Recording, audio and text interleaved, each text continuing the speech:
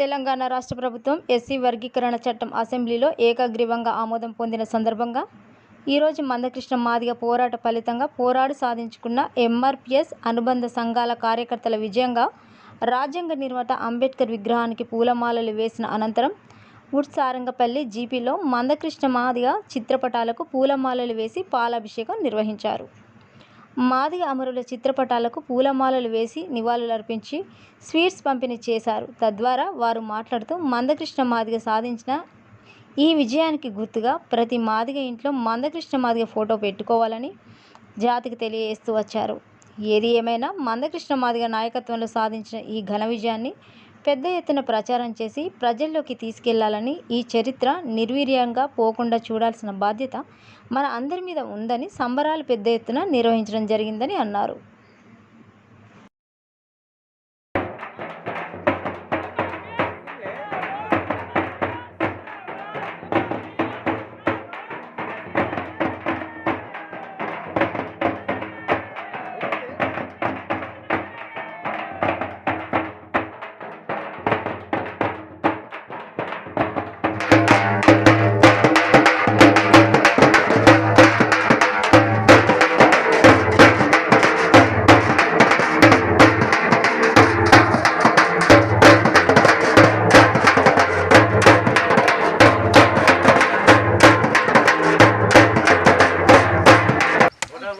ఒక సీరియం కొడతా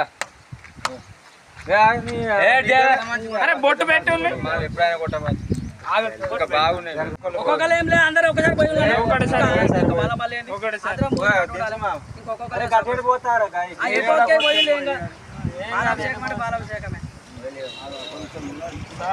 బావరా